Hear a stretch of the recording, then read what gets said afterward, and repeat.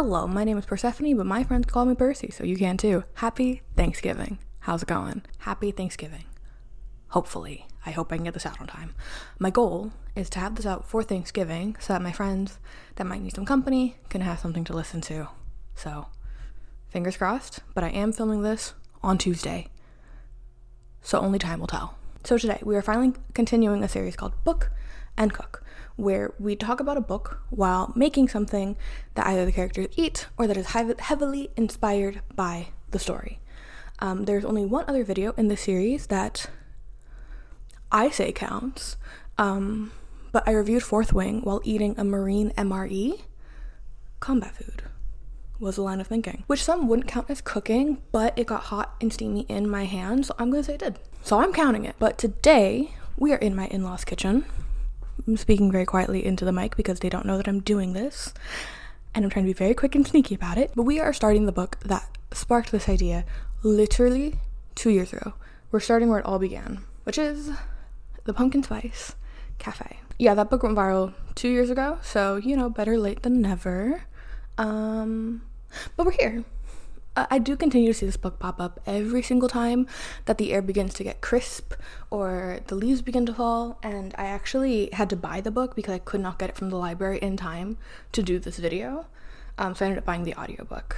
But I am still waiting from 2 different libraries in 4 different formats. I'm still waiting for the book, so it seems to still be popular, and I wanted to see what all the hype was about. So today we are finally diving in while making a pumpkin spice latte from scratch. Obviously, it's the only option. And also maybe something else if I'm not too overwhelmed. Ha! Okay, ow, ow, ow, ow. Ah! Ow! But no promises. Right now the only goal is to make a pretty latte. And I'm gonna try to keep this very casual, very loosey-goosey. You're gonna see me looking down at my script. There might be some awkward pauses. In an attempt to keep my editing very, very minimal, to try to desperately to get this out on time, because this has taken me way too long. I do have a script, I do have notes, only Goddess knows if I will stick to them. We shall see. That's part of the fun though, no? And I figured, since it's Thanksgiving, we're just hanging out, and that a cozy romance story with like vibes was the play, alright? I think it would just make for a great yap session, and that's what I love. So let's get into it. Okay, so the pumpkin spice syrup recipe I'm following will be linked in the description. It is from Morgan Eckroth, I believe I'm pronouncing that correctly, formerly known as Morgan Drinks Coffee. And the reason I picked it is I really like Morgan's content, and I've trusted their reviews in the past. Like the cold brew that I buy from the store, if I ever have to buy it from the store, I picked because of a review they did trying all of grocery stores like pre-made cold brews, right? And they're spot on. This is the best one I've ever tried. So, and also this is the recipe that calls for a black pepper, and I just have to know what that tastes like. What do you mean it has black pepper in it? Interesting. Oh, I've already made a mistake. Okay, so this recipe calls for dark brown sugar, pumpkin puree, cardamom, cinnamon, ginger, allspice, cloves, and black pepper. We're not going to use brown sugar because I forgot to buy some. We're gonna use regular sugar. And I am going to link the video where they make the syrup as well as the blog post, because I have never made syrup before. And I just might do it wrong. And that's okay. You're not drinking it. So that's the recipe. Now, for the book. The back reads, the first book of the viral Dream Harbor series by #1 New York Times and Sunday Times bestselling author Laurie Gilmore. TikTok made me buy it. Winner of the TikTok Shop book. What? TikTok made me buy it. Winner of the TikTok Shop Book of the Year 2024. Sunday Times and US Today bestseller. As seen on Good Morning America. Good for her, honestly. Okay.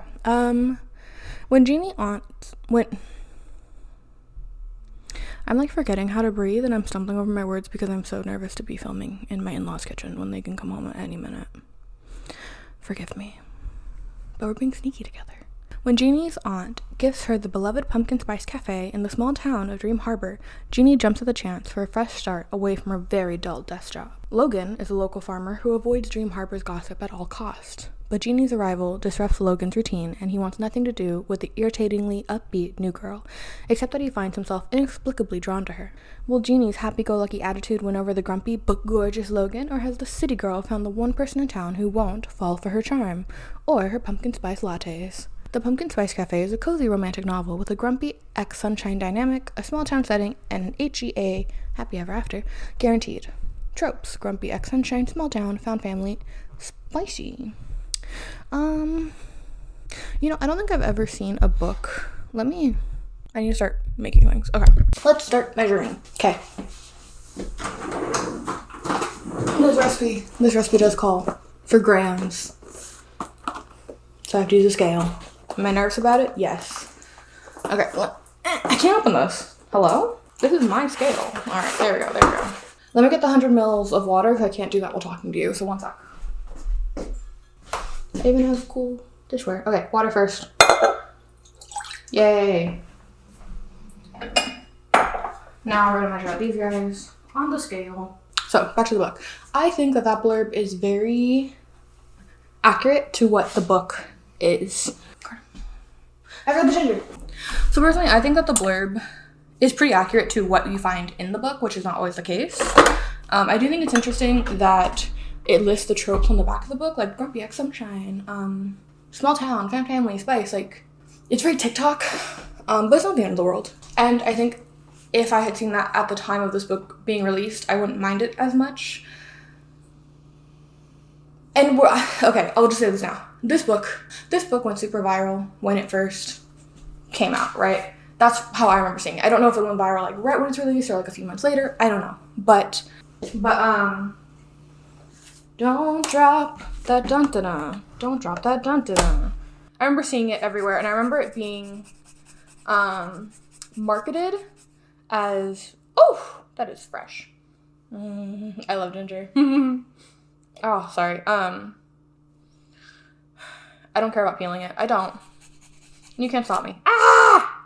Ow. So I remember when this book came out, it was super viral for being, like a small, if you love Gilmore Girls, if you want to escape to Stars Hall, like I have the book for you. I remember seeing that everywhere, and I personally cannot watch Gilmore Girls. I do not know why. It gives me such an unreasonable level of anxiety that I cannot begin to describe. And that's not anyone's fault but my own. So I remember that being like a huge part of the discussion. And since then, I have seen a rise of, if you like X times B equals C, then you'll love this. I have this trope from this story, I have this from there. And authors who are marketing their books using other pieces of media. And that's not my favorite, personally. I just, like, I understand why it's a thing. That doesn't mean that I like it. And I think marketing around books has gotten not great. Let me just say that. Hold on. I need to grate out all my frustrations on the ginger. 1 gram. Finally. Jesus. I think now, in retrospect, that is cheap marketing. It's not my favorite type of marketing. I think people rely too heavily on tropes. I think people rely too heavily on using other pieces of media to sell their own. And that's just like the style that's happened because of TikTok. It's no one's fault. I just don't like it. So anyway, back to the blurb. I think it's a fairly accurate blurb. I really hate when you get sucked into by a book's blurb and then the voice sounds nothing like how the book is written, or it overhypes something, or it misrepresents something. So that, and I think I've just been reading a lot of bad books lately. But here is what you see is what you get. What's on the tin is exactly what's inside, and I love that. I love the transparency. Anyway, the story sounds very Hallmark-esque, right? And I think that's probably the best way to describe the story. Very Hallmark-esque. And I think some people would see that as a dig or as something negative. I don't.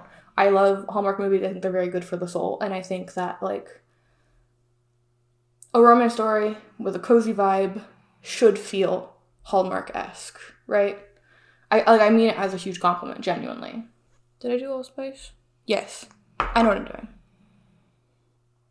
Fuck. I fucked up. It's fine. I measured wrong. It's fine. I'm fixing it. Don't worry about it. Someone's coming. 1, 2, 3.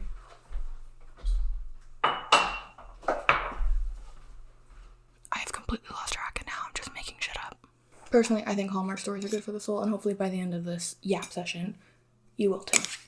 Let me put this away and we'll start at the beginning. So, our story starts off. Oh no. I put too much.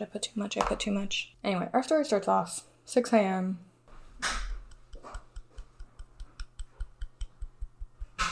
I'm just gonna put this in the water.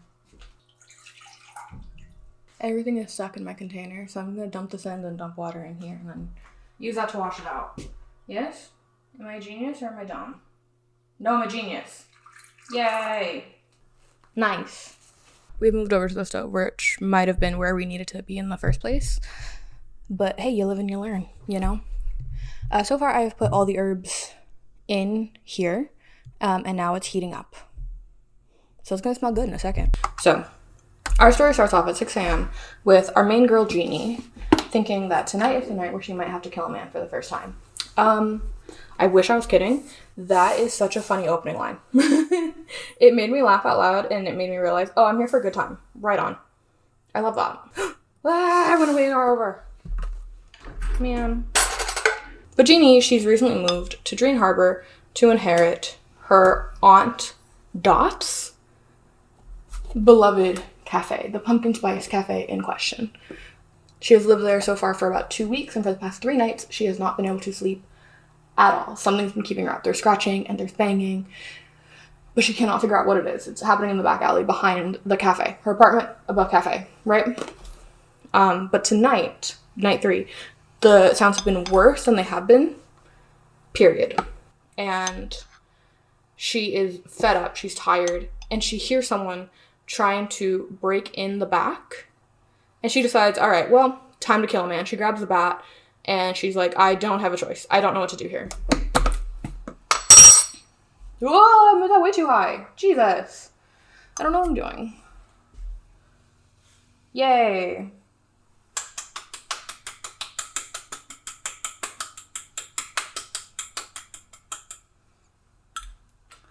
Which I do want to say, I did have to make a note and call out that at one point, while she's like, oh, someone's trying to break in, this smells so good.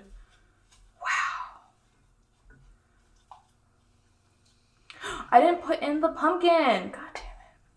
But anyway, I did make a note that she's trying to calm herself down, that, oh, like, it's not a murder, like, no one would come in to murder her. No one would want to break in to steal, like, the measly change that her aunt keeps in the register. And I'm like, okay, Miss Laurie, you've never worked in a cafe. And my deepest apologies if you have, like, this is mostly playful ribbon. But I need to talk about it. I still need this. And I need a can opener. I'm not prepared.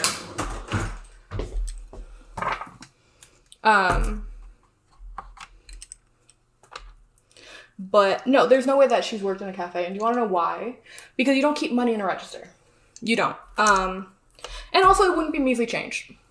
So let's start at the beginning. A float for a cafe would be around $100 to $200. $150 to $200, right?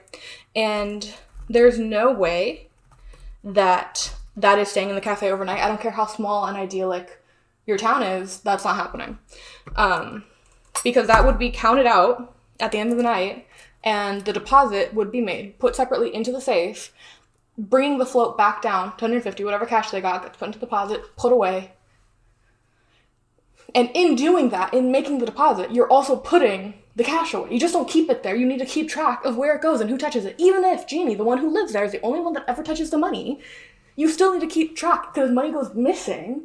You have to know where it is. You have to know where it goes. It's at least going in a locked drawer is all I'm saying. It's not in the register. Also, Jeannie, you're supposed to have lived in Boston the last 7 years. You don't think they're there to steal money. You think they're there to steal machines. Ah! Hello? No. Anyway, she would think that they're there to steal machines, not money. And again, this is mostly playful ribbing. It's just, in that moment, I realized what type of story we are in for, and it's just vibes based, and that's totally fine. It changes your expectations, and you suddenly realize, oh, okay, we're here for fun. Awesome. And this is all coming from 8 years experience in management and about 3, maybe 4 years experience working in cafes.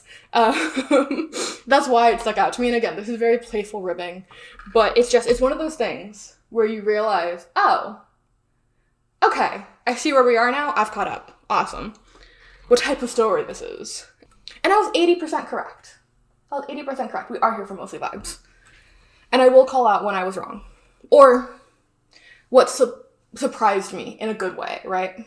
But no, our dear Jeannie does not have to murder a man for the first time. Again, I don't know why she kept saying, like, for the first time. I'm like, you have plans to all right, whatever, go off. But no, she does not have to, because it is not a murder trying to break in. It is her produce delivery guy. It is the local farmer, Logan, our love interest. And he, how many is it? 60 grams? Sure.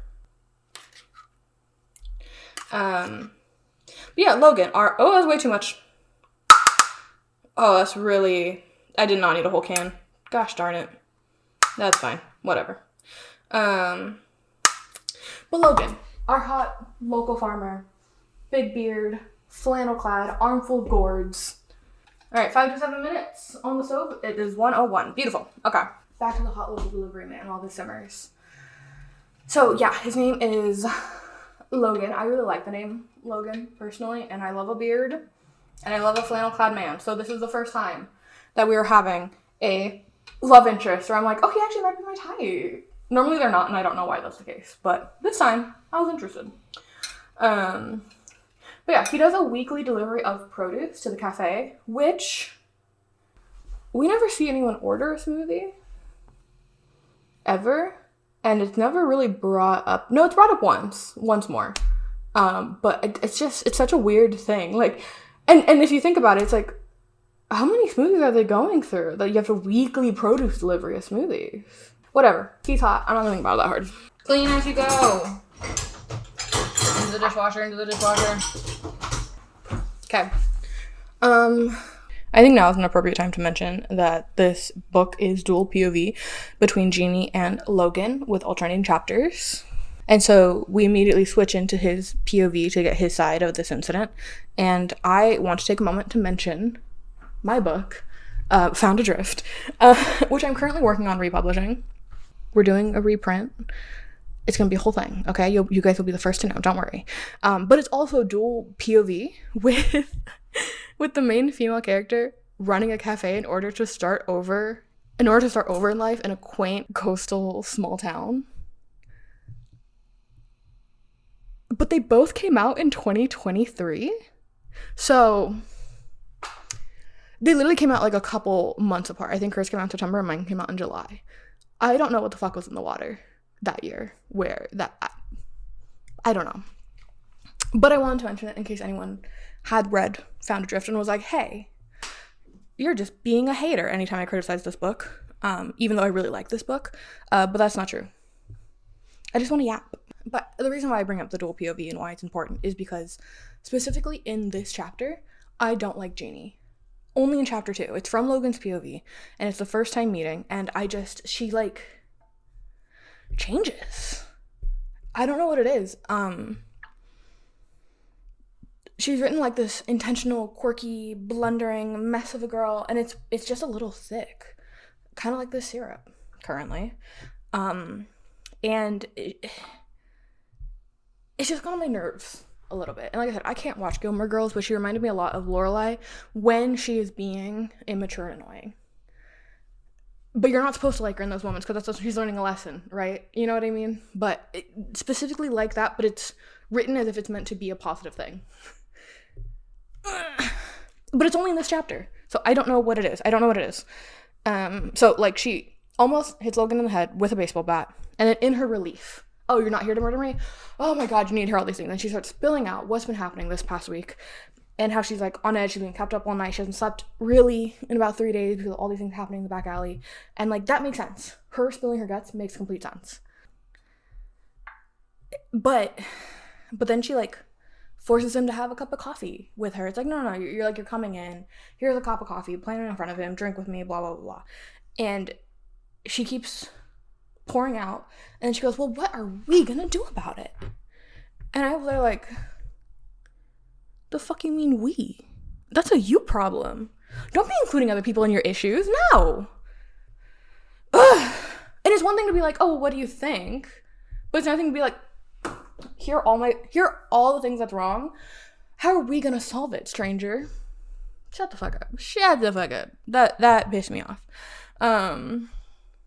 But Logan finds her endearing. And the reason why he finds her endearing, I actually quite like. He says that she is a study in contradictions, where she seems to be really sure-footed in movement, but seems to still be kind of lost and kind of blundering in that way. I really like that description. And so, like, I don't know, something about her character writing in this chapter specifically, I was like, not my favorite. But, so, Logan, it tells Jeannie that there is a bi-weekly town meeting where she can ask for help or advice to see if anyone else has had any disturbances in town, right? And now Logan hates these meetings. He hates them. He never wants to go to them. And he tries his best not to, unless there's a problem with the farm and or his grandma cannot make it. So he's like, I don't like being social. But when she asks him, well, are you going to be there? He's like, yeah, I'll be there. I'll see you then. Bitch, you just met her. You just met her and complained about her giving you a cup of coffee, and then you're like, but she's so cute. She's so pretty. Oh, I can't say anything. I'd be swayed by a pretty girl, too. Anyway. By all measures, it's a very standard meet cute. I do appreciate that she tried to hit him in the head with a bat. Fun. But it gets the job done. And then, so on Thursday, Jeannie puts on her best business casual outfit, and she goes to the town meeting, and she gets there early, and she's, like, rehearsing her script, trying to decide how she can make a good first impression. There's all these people. She doesn't know anyone, but she finds herself being comforted by the hustle and bustle of community, of people talking, of jokes being played, and people teasing each other. And she realizes, I have no idea when the last time that I had someone to joke around with was. And while she feels comforted by it, because she herself grew up in a small town, while she feels comforted by the community, she also feels suddenly very, very lonely. And she thinks how her only friend, is her brother, who she will FaceTime occasionally, and they will occasionally send memes back and forth. But that her life had been swallowed the past 7 years by work. And how she's like, oh, I don't like that. I need to actively make a change. I want to make the change. I want to be different. New town, new Jeannie is her whole thing. She wants to grow into the person that she can see herself being, essentially. Which I like. I liked it a lot. We also end up learning why Jeannie ended up deciding to move here. Before, she worked as an executive assistant to the CEO of Franklin and Mercer Young Financial. I listened to this as an audiobook. I had to play that back 3 times to get that title. But I'm peeking my mic. I'm so sorry. But one day, her boss dies of a heart attack, and she was the one to find him the next morning. He ended up staying late, and he died at his desk. And it really put into perspective her own life.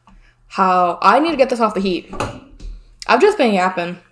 But how she's been working there for the past 7 years. Her life had been consumed by work because he let his life be consumed by work, and her life was to run his life, basically. And the fact that she had lost so many friendships and he himself died alone from stress, she was like, I don't want to be that. That she saw herself becoming her boss, and she didn't want any of it, right? So when her aunt called, being like, hey, do you want the cafe? She said, yes, get me the fuck out of here. Thank you very much. And her aunt went, sick. I'm ready to retire and go island hopping. Bye. Which I love.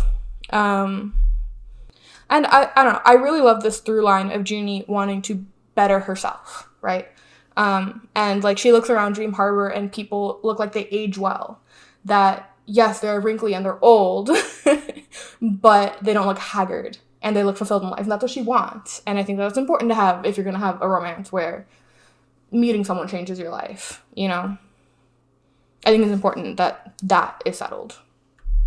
I will say that in this town meeting, I had, if I wasn't already taking notes, I would have started taking notes because we meet so many people right off the bat. So many. I'm not even going to introduce them all to you because most of them don't matter to the story. They matter, but they don't matter to the story, right? And not just that, but the bakery owner, the bookshop owner, the local pub owner, Jeannie, the cafe owner, are all the same age, which is 28, which I just thought was so funny. Again, just proving we're here for good vibes and good vibes only. And excluding Jeannie, they were all in the same grade, including Logan. I didn't include Logan in that head count because he doesn't own the farm. He just manages it because his grandparents still own it, right? But they're all exactly 28, and they all grew up together. And that's what I mean about this book is here for vibes, because is that realistic? No. But how else would you get this prime environment for drama, right? Yes, intergenerational friendships are important. Yes, this would have been a story like this is a great way to explore that. But that's not what we're here for. We're here for fun. And we get fun. And out of all those people that I listed, all the owners, the only two important ones are Hazel, who owns the bookshop, and Annie, who owns the bakery. Because those are two of Logan's very best friends who he grew up with, right? And Hazel is the mayor's daughter, which is important because Mayor Kelly ends up calling up Janine to the front of the room to let her introduce herself to town and to give the floor to her for questions, right? I need to strain this. One sec. I've never used cheesecloth before. Okay, so No! So I hope this goes well. But yeah, so Mayor Kelly calls her up, and Logan ends up saying something out of turn. I don't remember what it was. I didn't write it down either. This is not cutting. New scissors. But Logan was saying something out of turn, and Jeannie says that she needs help. She doesn't know what's going on. People, like, start to poke fun at her of, like, oh, it's a ghost, it's this, it's that. And Logan ends up saying something, and Mayor Kelly basically is like, oh, well, since Logan got opinions, you're going to be one to help our new friend. Thank you. This is not working, but I'm going to make it work. Yay. I also want to call out that Mayor Kelly apparently has prophetic dreams, and I'm not going to go into it. I'm not. But just know that he pretends to have a prophetic dream of, like, our very own Logan is the one to help. Yay! Just like my dream! And I think that's really funny. I do. I think that's very funny that the mayor runs the town called Dream Harbor because he got those good dreams. And also, Mayor Kelly has known Logan almost his entire life because him and Hazel are friends, so he knows that he can, like, bully Logan, and Logan's like, fine, okay, I'll do it. So, that's fun. Logan is also often called the orphan of the town, of, like, the whole town as a collective. Hilarious title. Not gonna go into it right now. Well, we'll get there in a second. But he kind of resents being the orphan of the town. And not because of the town itself, but rather because he ended up having a public fallout with an ex in front of everyone, and he doesn't want everyone kind of being in his business anymore. He doesn't like that people care so much about him because they feel like they have this entitlement to him. Because he's the orphan. This smells really good, by the way. But yeah, so Logan had, like, this public fallout with an ex in front of the whole town, and he's like, everyone views me with pity because of it, and so he kind of resents being cared for so much. But we'll get into his, like, traumatic ex background in, like, just a minute. But that's how our two lovebirds end up having to do, like, an overnight sleepover. But that's how our two lovebirds end up, like, getting roped in I'm red. One, I did put on too much blush. Two, I'm so warm. I put on this long sleeve to be like cozy, and because it's the closest thing I have to like an orange, burnt orange color. But I'm hot. Ugh. I'm hot, but my hair's still wet, so I can't tie it up. Ugh. I'm just built to suffer. Anyway, those are our two lovebirds end up having a date for an overnight stakeout in the cafe to find out what's going on. I almost missed the cheesecloths. I might have simmered that too long. That is pungent. We're gonna let that strain slowly. But back to the cafe. Jeannie announces at the town meeting that the cafe is finally going to reopen. Everyone's rejoiced because there's no other coffee in town. They're like, I'm tired of drinking my wife's tea. I'm tired of making my own coffee. I just want to go buy a good cup of coffee. Please and thank you. Which I think is hilarious. And so the next day, she's officially setting up. She's cleaning everything out, getting everything set up for the fall season and how she wants it. But how she wants it to get set up, and Annie and Hazel, the bookstore owner and the cafe owner, Logan's best friends, they come in the next morning to drop off a bounty of scones from the bakery. Because that's where Dot always got her scones, is at the cafe. Or at the bakery. I'm so sorry, at the bakery. But so they're there, they're chatting, they're having a real time. And Jeannie really likes them, and she goes, oh, I really want to be their friends, which I think is very sweet. I like that a lot. I think female friendships are so important.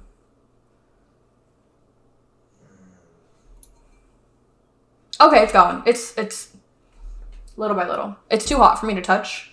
Morgan kind of picks it up and goes, I have fibromyalgia. Which means this is, even though it wasn't even simmering, too hot for my delicate skin. And also my hip is starting to hurt from standing up so long. But anyway, the two girls end up telling Jeannie, yeah, Logan is the local orphan. Crazy fucking title. And they tell her that his dad left his family when he was like 5 or something, when he was like really young, and then his mom died when he was also young. So that's why he's the town orphan. Crazy title. And I'm never gonna like let you forget that is literally what they call him. That is his official title, is the local town orphan. But so they're telling her like how everyone is so protective of him and always wants to look out for him, and how they're kind of looking out for him, like, hey, you're new to town, you don't know, everyone's gonna be in everyone's business. So like don't mess around unless you mean it, basically. And how can I say this? One of my critiques of the book is that there's too much telling and not showing, which is not a fault, right? I mean, it is, but it's not like a deal breaker. Everyone falls into this. I fall into this all the time. It is so common because you have the story living in your head that when you go to put it on paper, there are things that you forget to describe to clue in the audience to the scene that you see in your head, right? Super, super common. And so them telling us, oh, he's the town orphan, the town's protective of him, the town orphan, it just feels silly. And it sucks because like later on, we get a moment where they show us what that means. And in that moment, it feels very genuine. And it's very heartfelt for just such a small little thing. Like, I can just tell you, actually, Nancy is one of the teachers. She's also in the local book club, so we do meet her. But when she was his teacher, she was in kindergarten. He was 6 when his mom died, and he had such a hard time going back to school, and he'd be crying all the time.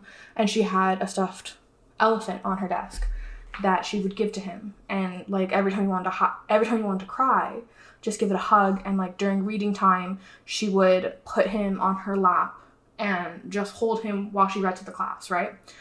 And so like him reliving that story later on in the book is so much more impactful than them just saying, oh, he is a town orphan, be nice to him. You know what I mean? So, I want to point that out because it's going to come up a little bit later.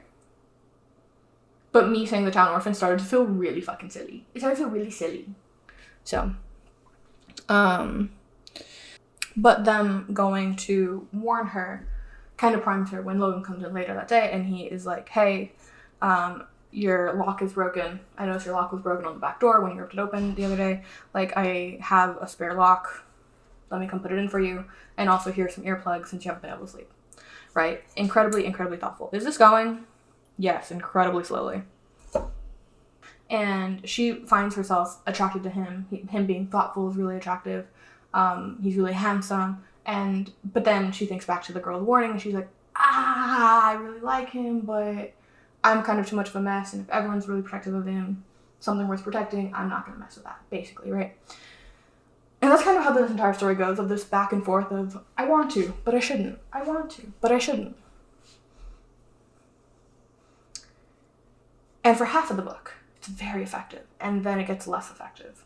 But we'll get there in a second. But he gives her the earplugs to, like, hey, if the cafe's opening, you're going to need to get some sleep. Here you go. And the cafe does open. It opens that following weekend, and apparently goes really well. Unfortunately, we don't get to see it. We only get to hear about it from Logan telling his Nana, which I thought was a weird choice. But, and then I have the note, who the fuck is Pete? Spoiler alert, I still don't know. I still don't know who Pete is, and he comes up a couple more times. If you've read this book and you know who Pete is, please let me know. Please put it in a comment down below, because I have no idea.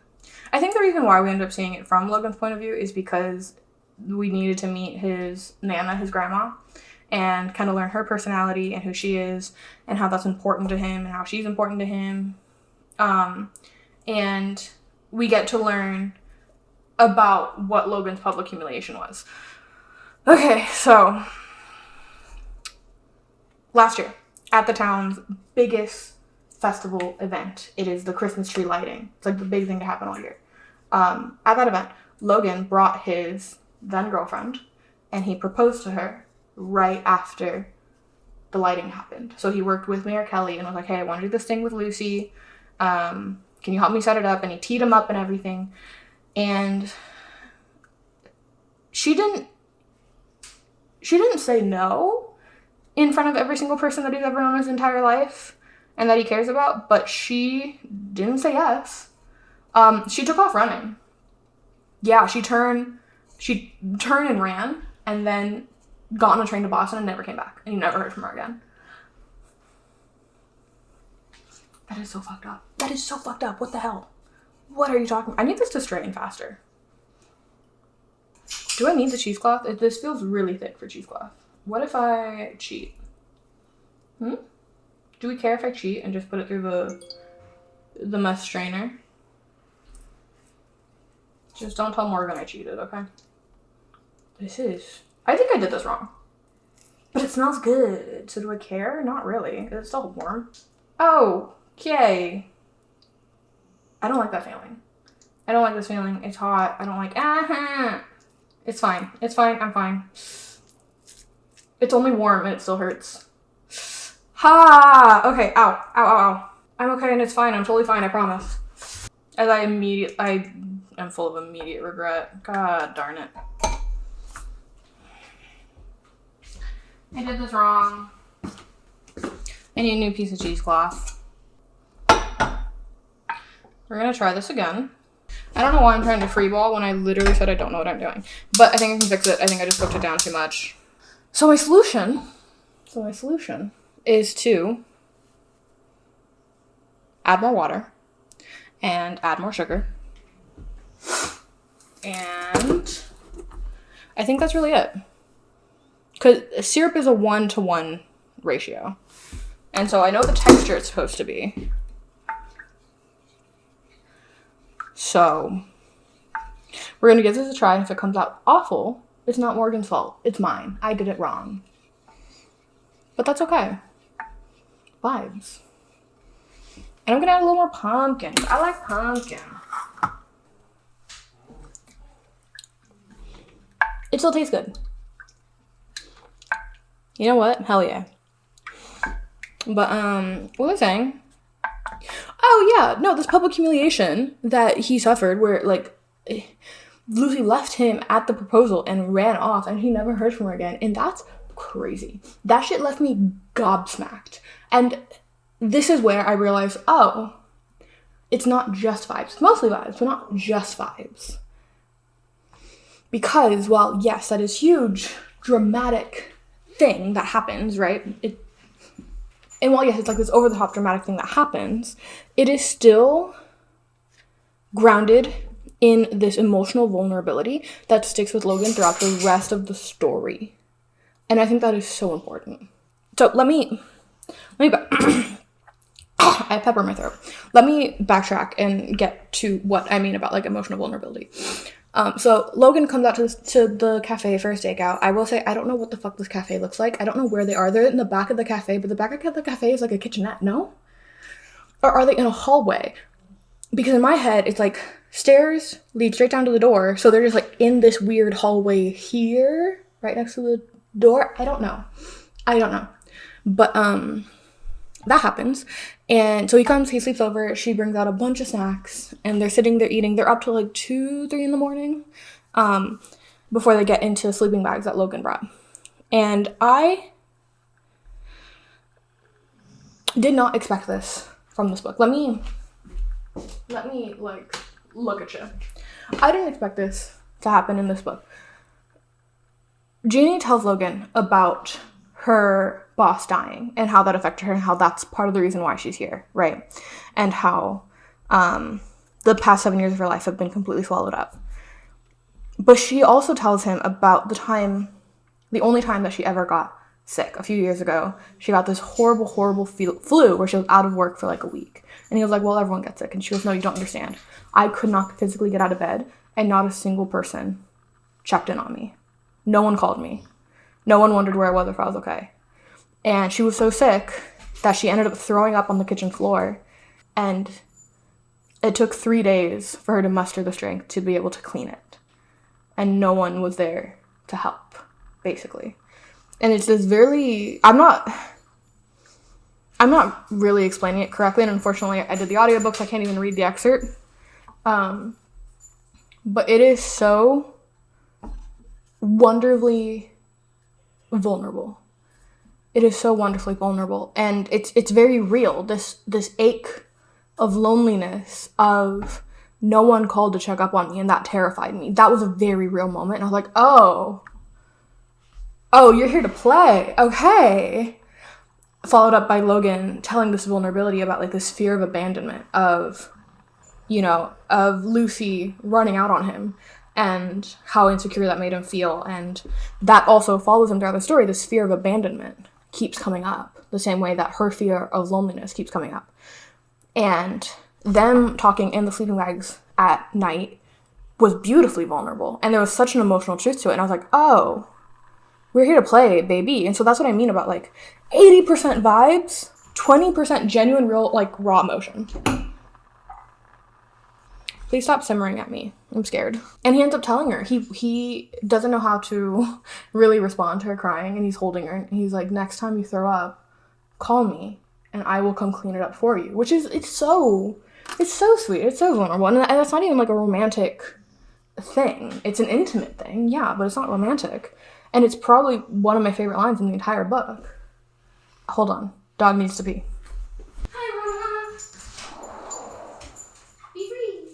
Oh my god, don't run that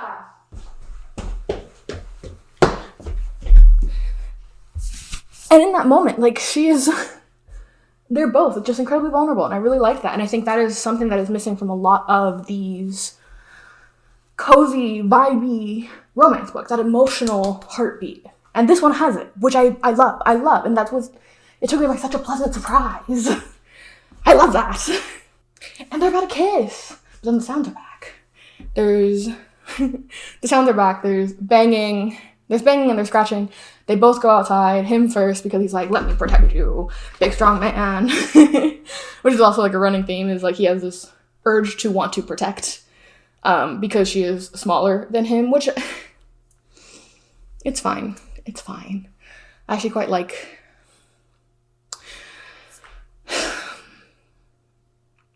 I want to make the joke that Thanksgiving is exactly the time to talk about traditional masculinity and toxic masculinity and what it means to have, like, the toxic nature of, like, in my feminine bag, and let him be in his masculine era, and, like, these use of these terms of masculine and feminine to be weaponized against certain individuals.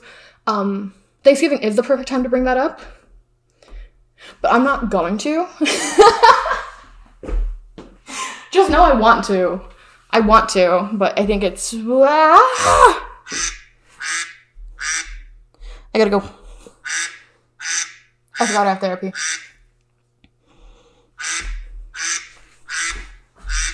Hi, voice of a Percy here. Yeah, I lost track of time. Oh my god, I'm so happy that I remembered to set an alarm, because I would have missed therapy and that would have been very bad. I would have gotten in not a lot of trouble, but I would have gotten in trouble, and no one likes that. But luckily I had 10 minutes to clean up. Unluckily, I only had 10 minutes to clean up, so you can see me frantically trying to put everything away, and I didn't want to leave like the syrup in the glass, because again, I'm in my in-laws' house, so I'm trying to set up this like weird straining contraption, which you'll see if it worked or not, spoilers. But yeah, I just, in an attempt to get clean, I just made a mess. It was a lot, but it's okay. It all got done and we're fine, and I am here to pick up on where past Percy left off. So under the cover of nightfall, Jeannie and Logan getting close, about to kiss, and then bang, stuff happens in the back alley. They go out to check it out, and it's not a murderer, not this time. Instead, it's just a tiny little white kitty cat. It's a little kitty who Jeannie ends up naming Casper, her friendly ghost, because remember how I said in the town hall meeting, like, she was getting kind of shit, so Mac Sullivan was the one who was kind of heckling her, basically trying to tell her, like, oh, it's probably a ghost, it's an old building, like, it's a ghost, ooh, Jeannie's haunted by a ghost, you know what I mean, just kind of being a bit of an asshole. And he's the one who works, or who owns the pub that's right next door to the cafe, right? So she's like, is he right? No, he can't be. But in the spirit of it being her friendly ghost, she names him Casper, which I thought was very cute. But yeah, that's the mystery of who's messing with Jeannie, solved in chapter 10. And with that mystery solved, Logan is like, okay, well, I know it's 3 a.m, but I guess I'm just gonna take my sleeping bags and go. Later, he does end up giving Jeannie his phone number. He actually goes to the register, there's a little notebook, and he goes to write down his number, and he sees that Jeannie has been keeping track of every new person who comes into the cafe, like learning the locals and what their favorite drink order is, and I think that's really cute. But he gives her a number and says, in case someone throws up, here you go. And she thinks he's being like so above and beyond incredibly sweet to her, and to him this is bare minimum. So he's like, Jeannie, I don't think that you're used to being treated right, like, it's okay, you know, kind of being like, hey, this is how you care for people that you care about, you know. Which Jeannie, it kind of throws her in a bit of a loop, because in the frenzy of the past few years, she hadn't realized that she was lonely, and now 7 years worth of loneliness are kind of catching up to her when she realizes she doesn't want him to leave. She likes just having him around, you know. But the next day, Annie comes into the cafe and she walks in. Annie and Hazel are the two characters that get the most characterization, right? And it's not much. Annie hates Mac and always walks in like we're having a conversation. And that's kind of it. But she walks in the next morning as if they're having a conversation. She's like, I think Mac did it. I think Mac is the one who's messing with you. I think he's trying to run you out. I think he's trying to buy up your building. Mac. And Jeannie is like, no, hey, don't worry. Like, we solved it. I want you to put a pin in this. The mystery of who is messing with Jeannie has been solved in chapter 10. But she's like, no, we solved it. It's Casper. Look, we have a new cafe cat. And out comes walking Casper to come lay in a big sunbeam, you know. But Annie is like, hey, I don't know. I'm so suspicious of Mac. And Jeannie's like, all right, whatever, Annie. It's whatever. And then Hazel comes in to let Jeannie know, hey, just so you know, tomorrow, Wednesday, is when the book club meets in the bookstore. And usually they meet at noon, and they're going to come into the cafe to have a drink before they head back to work or have to go pick up their kids. So I'm just saying, you know, maybe don't mention Logan when they're here. They're a little feral, which I love. I love the book club's a little feral. I do. The romance book club being a little feral is very, very tongue-in-cheek, very cute. Very cute. And sure enough, the next day when Logan comes into the cafe, sure enough, the book club is there being feral and being like, hi, Logan.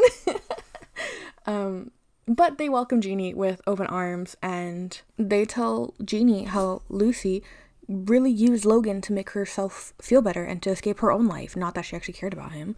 But before I get back to that, look, it worked. The setup worked, and I'm so happy about it. Was it messy? Yes, but it was worth it. Oh, hell yeah.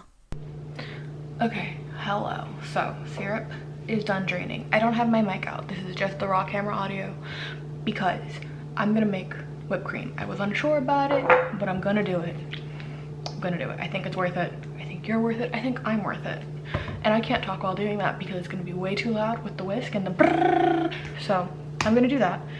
And then I will hit you back when it is time to assemble. I promise I won't take the first sip without you. So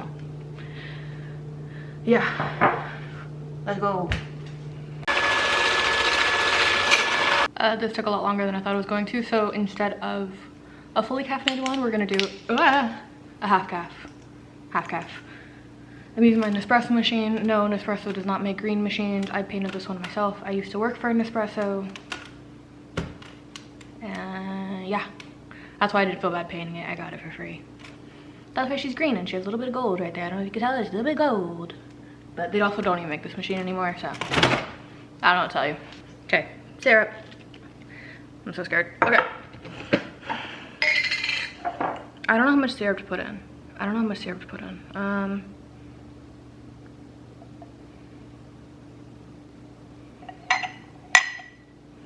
That's probably enough.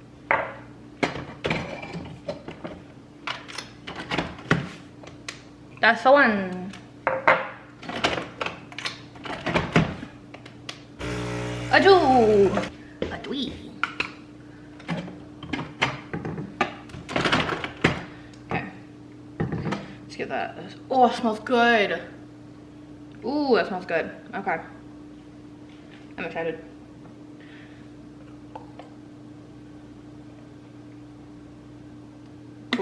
Cool. Perfect. Now, it is time for the whipped cream. Look at that. I was tempted to put it into a bag, like a Ziploc bag, but then I couldn't find one, and then like pipe it out and make it pretty, but we're among friends here, and I'm tired of standing. So it's just getting scooped. If I could make it pretty, I'm not gonna, you know what? It's what I deserve. Last step. Ooh, that was way too much. Oh well. Isn't she pretty? Look at that. It's in there. It smells really good. Ugh, I'm so happy. Also, I bought this mug from someone who sells at my studio. It's covered in cats. Isn't it cute? And on that note, let's go finish talking about this book. All right, let's give this a try.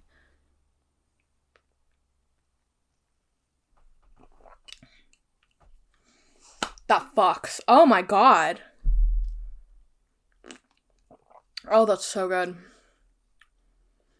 Oh no, I'm gonna make so much of this. Oh my god, okay. I'm hyped. It was a success. I think it was a success, a partial success at least. Yeah, you can fuck right off. I'm not making something else with pumpkin in it. Not today. I'm in a lot of pain from standing for so long. I was standing in the kitchen for a solid hour and 17, I think is what my recording's at right now. Hour 17. And I hurt. So, it is what it is. We are sitting, we are comfy, we have our little drinky drink, and with the setting sun, let's finish this out. So, voiceover, where did verse over Percy leave you off? Alright, he doesn't want people with his soul-searching journey. Right. We're on to chapter 12, so we're almost halfway through the book. So at this point, we are still doing the will they, won't they. Ginny has told him, like, whoever Lucy was a fool for leaving, because she doesn't know all the details just yet. He hasn't revealed, like, the public humiliation we know, but she doesn't. And then Ginny has joined the book club. Yay! She's joined the book club. There are 4 people in the book club. Jacob, who's like a flamboyant man. I forgot what his job is. There is Kaori, who's a stay-at-home mom with little Marcella, with a little baby. And then there is Nancy and her wife, and I don't remember the wife's name. But they're there. Are they super important to the story? Yes and no. I think that they are important in the sense where they are part of the book club and they give Jeannie like a sense of community, but them as characters, not really. And personally, like, this was the one downside of having so many characters. They all kind of sound the same. Unfortunately, like, they all just kind of sound the same. And so it's like the book club gaggle, you know? But she has joined in with them with their MLM hockey romance, which I love. I love that it's like tongue-in-cheek, you know? Miss Laurie Gilmore is really tongue-in-cheek about the fact that she is writing a small-town romance meant to be read by TikTok. You know what I mean? Like, she's a part of the community. You can tell she's a part of the community. You can tell that she loves the community, and you can tell that, like, yeah, this is what we like. It's, you know? And I think that comes through the book club, which is why they kind of all feel like a gaggle of book club. The way that chat in a Twitch stream, it's all a bunch of different voices, but it's all chat. Or your TikTok audience, it's all a bunch of different voices, but it's TikTok as a whole, you know? That's kind of how they feel in a weird way. But they end up telling Jeannie that Lucy didn't fit in here. You know, they tell her about the failed proposal and how it was a shame and they hate to see him be hurt, but that she never really fit, and he does. And Jeannie realizes that she doesn't fit. She feels really insecure. It makes her feel insecure about not fitting in, because her life before this was incredibly different. She was a business casual girly, and even now she works in a cafe, and she wants to be like Dot. She wants to be the eccentric business owner, but she wears like cashmere sweaters and slacks and little kitten heels, and that's her entire wardrobe. It's all she's worn for 7 years, you know? And them telling her this story about how Lucy didn't fit, she looks down and she goes, I don't fit, you know? And we do meet Bennett here, her brother, where she's talking to him. She FaceTimes him, and she's talking about how, like, oh, she's just like Marvin, like, she's gonna die alone, and she really doesn't want to. She wants to fit in here. She wants to be like Dot. And he calls her out about, like, why are you trying to turn yourself into, like, a hippie like Dot? Why are you trying to turn yourself in to someone? And she says, I'm not trying to be a hippie. I'm not trying to turn myself into anyone. I'm just trying to be as far from my old life as possible. She doesn't have a goal of who she wants to be. She just knows who she doesn't want to be, right? But because she doesn't have that goal in mind, she still feels the pull, right? She still feels the pull of, like, who she is and falling into those old traps. Ben ends up telling her, first off, Marvin was like 30 years older than you. Second, he ate primarily bacon. And third, wasn't he balancing a wife and 2 mistresses? That's a lot of undue stress, Jeannie. And she says, my life was balancing his life, which is a very good point. I bring this conversation up as to her feeling aimless because it's consistent. From beginning to end, she never... Even at the end where she starts to feel more settled, she still feels like Jeannie, and she's still looking to who she's trying to be, right? And I like that, you know? I made a note here. I made a note here. It says, I saw a review that only gave this book 2 stars, saying this book was 90% sex. We are at chapter 14, and we have so far, at chapter 14, gotten one fantasy of Jeannie throwing her thigh over Logan's lap in that is the most explicit thing that we have heard so far. And I think that is really, really funny. And I kind of want to go back and find that review. Because what are you talking about? I forgot I made note of that. Yeah, okay, so let's just talk about it. Spice-wise, this book, there is spice. There's a lot of, like, tension of will they, won't they want to make out, da-da-da-da. And so there's a lot of that. And I always say, yearning is becoming a lost art. Like, we need the yearning. We need people not to get together until the very end. We need the tension, and this book does have the tension, right? It does.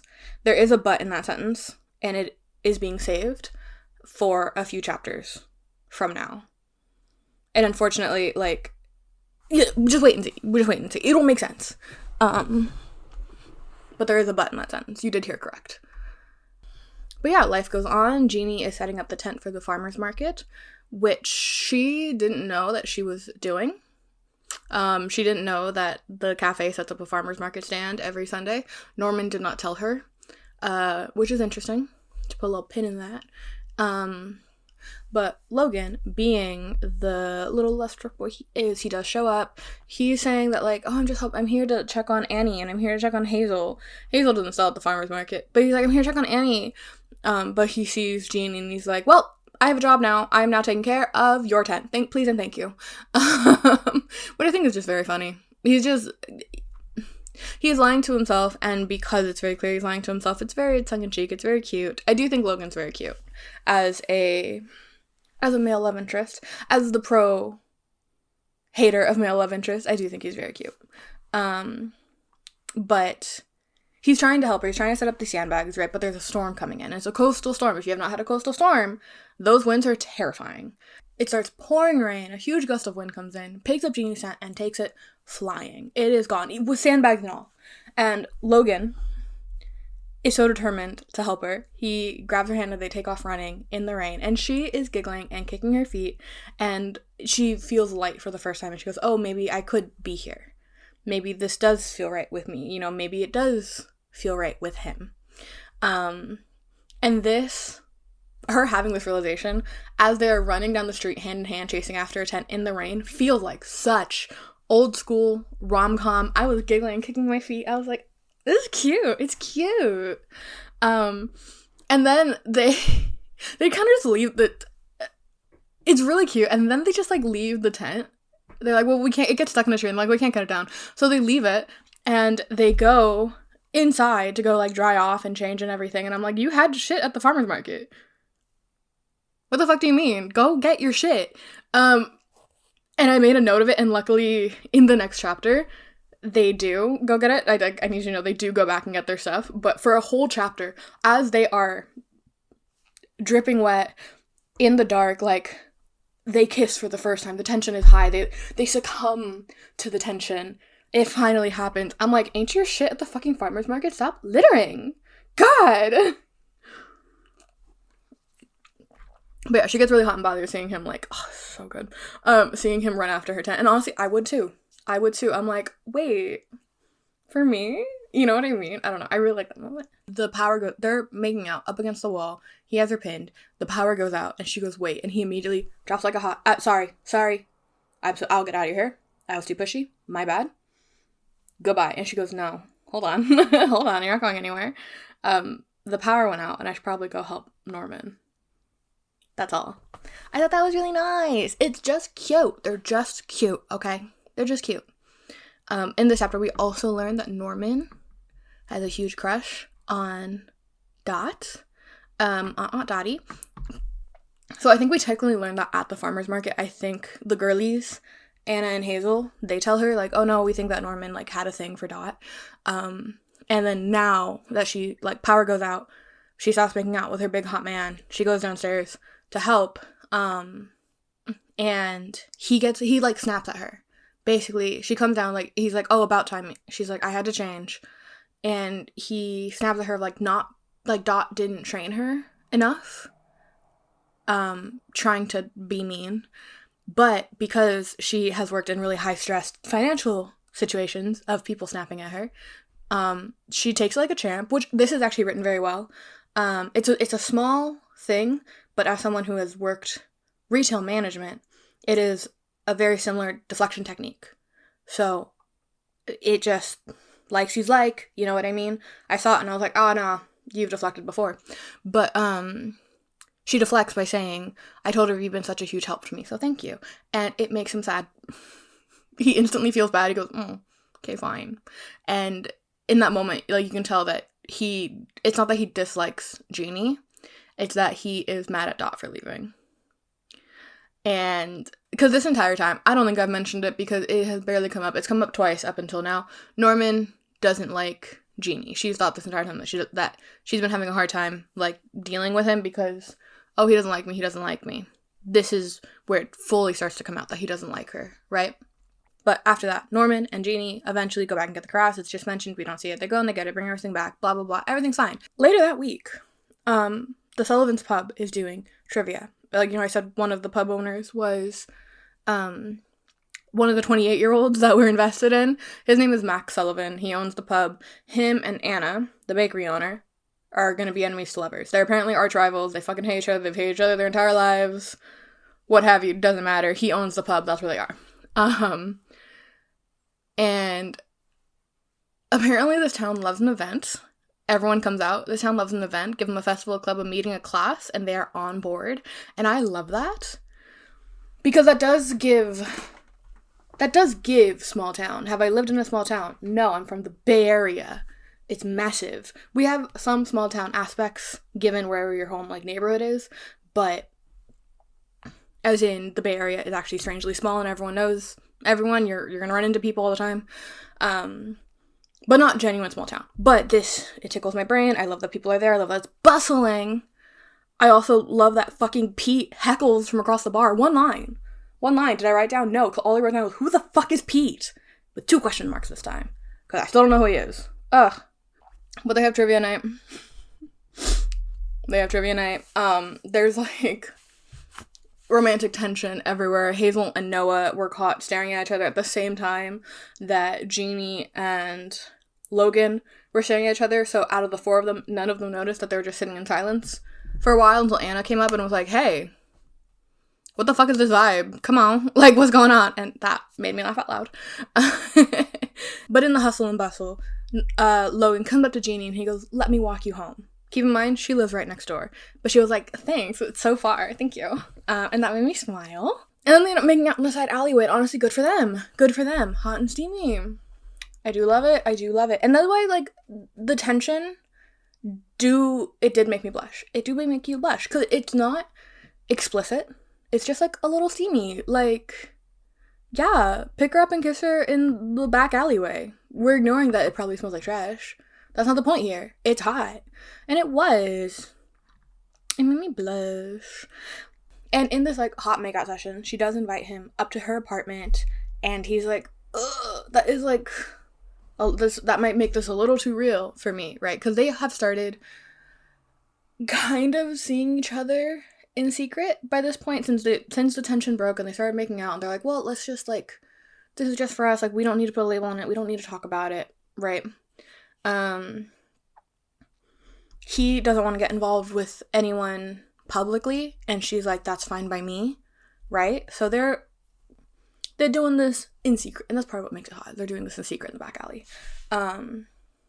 But as they're making out, and as she invites him, he worries about someone seeing them, and it becomes too real, and he goes, but they get cut off by the trash cans getting knocked over. Logan is like, oh, it's just probably raccoons. And Jeannie's like, if it was raccoons, why aren't the bags ripped? Because sure enough, the bags aren't ripped. And she's like, this has been happening for, like, a while now. At least a week. But he's like, no, it's just raccoons. Like, hey, call me if anything happens. He ends up going home. The spell is broken from the trash cans, and he ends up leaving to go home. But he was like, hey, if you think something is up, call me. You know, because he does dismiss her worries, but not fully. He goes, no, like, it's probably nothing, but if you sense anything, just let me know, right? And in that moment, because he hesitated in going upstairs and because he dismissed her right away, she doesn't tell him that someone is knocking over her mom's, and she is starting to get anxious that someone is starting to try to mess with her, that they want her to leave, right? And honestly, I wish that this was part of the story from page 1. Because the next morning, she ends up getting woken up to the sound of broken glass. And it's like, oh, someone is actually trying to break in. And for a moment, she wants to hide under the covers and pretend nothing's happening. She goes, no, I have a business to defend. I have a cat to take care of. Like, I have to do something. And so she looks out the back window and she looks down and there's someone in a hoodie with a baseball bat. And she doesn't call anyone. She just goes back to sleep because they run off. But she just goes back to sleep. And I'm like, bitch, what the fuck do you mean? In her defense, she doesn't call someone right away because she doesn't know where her phone is. She fell asleep watching Schitt's Creek on her phone. And her phone was in a pile of blankets. And I felt attacked. I don't fall asleep watching Schitt's Creek, but I do fall asleep watching shit on my phone. And the amount of times I have lost earbuds and phone chargers and my phone in the blankets is I'm never going to admit to how many. It's too many to count. So it takes her a second. And in her looking for it, she is able to, like, rationalize it. And she goes, no, I don't need to call anyone. It's fine. They ran off. And I'm like, call anyone. Call anyone. Call Hazel. Call Annie if you don't want to call Logan. But call Logan. He's a big man. Like, here's the thing. Does a woman need a man to defend her? No, but does it help? Fuck yes, it does. Because statistically, they're just bigger than you. Doesn't matter how strong I am, doesn't matter how tactile I am, doesn't matter how agile I am if someone can just pick me up and throw me.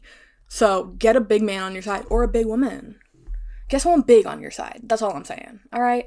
Call anyone, Jeannie. Dear God. But no, she doesn't call.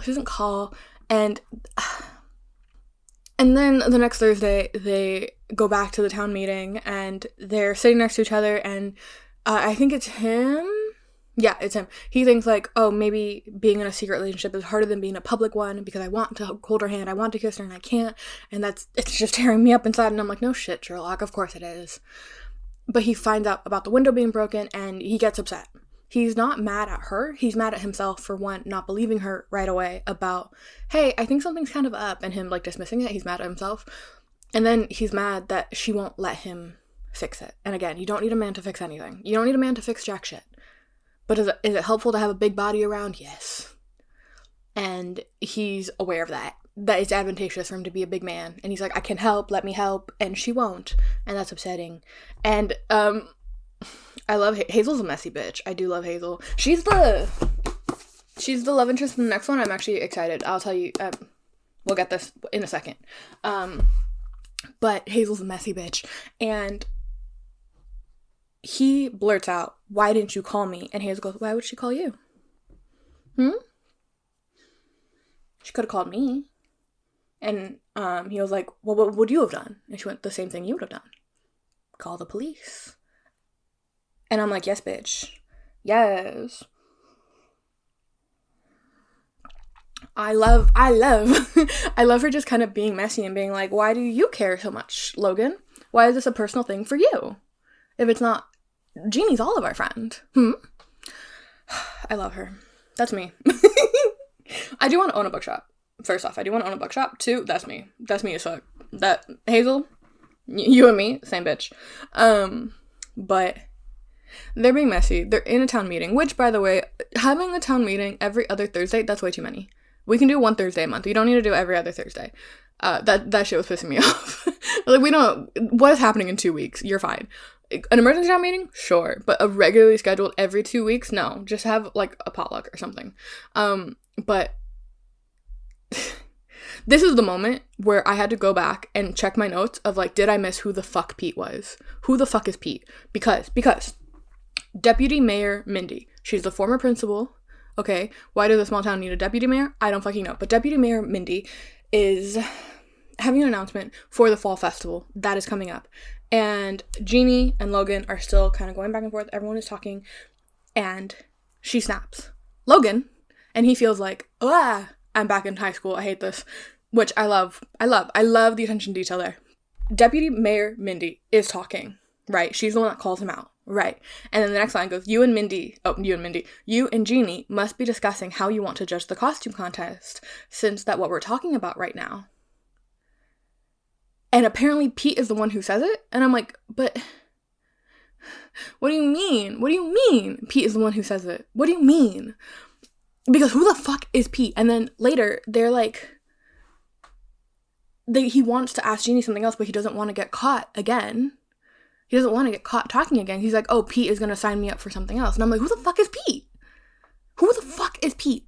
Because Deputy Mayor Mindy uses she, her pronouns. She is the former principal. She said X, Y, and Z. She, her pronouns. Unless Deputy Mayor Mindy is Deputy Mayor Pete Mindy and is non-binary, but it's just, or gender fluid, and it's just never discussed. And I'm dumb. Because what the fuck do you mean that Deputy Mayor Mindy is like, Logan, you and Jeannie, what are you talking about? And then Pete is the one that signs the bill for costume. What do you mean? Who is this man? Who is he? Like, I had to go back and listen to this section 3 separate times. Because I'm like, when the fuck did Pete get here? Mindy was talking. Deputy Mayor Mindy was talking. Who the fuck are you, Pete? Oh my god. I still don't know. I still have no idea, and he's never mentioned again. This man has 3 lines. And he's called out by name, and I have no idea who he is. I don't know what he looks like. I don't know what he sounds like. I just know he's a fucking problem, and that's it. God. Ugh. But Jeannie and Logan they're signed up to do the costume contest. Jeannie's excited about it. Logan's like, dreading it on the inside, because apparently the costume contest usually ends in a fist fight, which is amazing. I would love to see that, personally. If it's a big enough deal for it to be in a fist fight, those costumes must be months of work, personally, in my opinion, for attending a fist fight. But the next day, Jeannie is like, maybe he does want to help me figure it out. Maybe he wasn't just trying to, like, say something nice. Maybe he meant it when he said he wanted to help. Maybe he does want to help me. Maybe he did mean it that I could call him whenever. Maybe he did mean it when he said he would clean my throat up. You know what I mean? Because she's been taking those moments and being like, he's just being nice. He's just being cute. You know what I mean? But she feels bad for not having called him, which I think some people would be against. Like, you don't need to feel bad for not calling someone, but not allowing someone to help you robs them the chance to show how much you mean to them. And so, yeah, no, I get that she feels bad about, like, I should have called, I'm sorry, you know? And she shows up the next day. She shows up the next day at the farm. She's getting tea from Nana, and she's slowly being covered by all of the silky chickens that he's adopted, all of which are named after pop divas. Love that. But she's thinking maybe she didn't come on too strong. Maybe she can ask him for help, right? And she loves the chickens, and I love the chickens. If you haven't seen silky chickens, they're very cute. But yeah, she meets Nana, who is very much like, I don't even know all y'all's business. If you guys want to go into the room, I'm gonna look the other way. And that's gonna be me as a grandma, I'll be completely honest. Not me as a mom, me as a grandma. I'm gonna be messy. But Logan has, like, this tiny studio apartment that he lives in on the farm. Apparently him and his grandpa built it for when the grandparents retire and move into the apartment, for Logan to move into the big house to fully take over. Why is it a studio apartment when there's 2 of them? I don't know. I think it should be a 1-bedroom apartment for 2 people, no matter how old you are. I believe that Nana and Papa deserve to have a 1-bedroom apartment, but that is just me. But it's she starts talking to him about the mystery, right? And she thinks it's Norman, that he's messing with her to get her to leave. She said it has to be someone who works at the cafe. We only know that Norman works at the cafe. Right now, we know Crystal works at the cafe because she's mentioned once that Jeannie had to take over the register from Crystal. That's the only time she's mentioned. So now, a few chapters ago. So now, when Jeannie is like, oh, it has to be someone who works at the cafe, who the fuck do you think it is? She has to introduce the 3rd person who works at the cafe in this moment, in the chapter, simply because we do not know who it is. We have no idea. He has not been mentioned before. We know 3 people work there. In this moment where they're considering who are the suspects, that's when barista number 3 is mentioned. Okay, sure. His name is Joe, apparently. And my notes say, who the fuck is Joe? This is where I started to get annoyed and pissed off, because this is what the entire book should have been. It should have been this mystery of, like, who's trying to get rid of me, right? It should have been this entire mystery, and the romance should have played alongside it. This way. The romance should have played alongside it. To have that tension of, like, someone's trying to get me to leave. I want to feel like I fit in here. I'm scared you're gonna leave and that this person's gonna push you too much and push you away because I'm not worth staying for, right? That should have happened alongside each other. But it doesn't. It comes in chapter 20. There's a mystery of who's trying to get her to go. And I'm like, man. And, like, it happens. The secret relationship has started at this point, right? It's starting to get a little the tension is still fun, but it's starting to get, like, a little boring, right? We're entering into Act 3, they're already together, okay, something has to happen. She thinks it's the Norman situation, and he agrees to help. Logan agrees to help, and then they start making out in the apartment. There's a knock at the door from Grandpa, and Logan, hands off, jumps away. Hands off, Gabriella. Sorry. I can't do the hand. How's it? There it is. Hands off, Gabriella. But no, he's like, hands off, and that's when I started to be like, no, you can't introduce this, and then you can't introduce a mystery and then also a third act breakup. What are you talking about? Because that's basically what happens. They go on a pause, right? Because Jeannie feels bad that he shoved her away when the knock happened. Not because the relationship is secret, but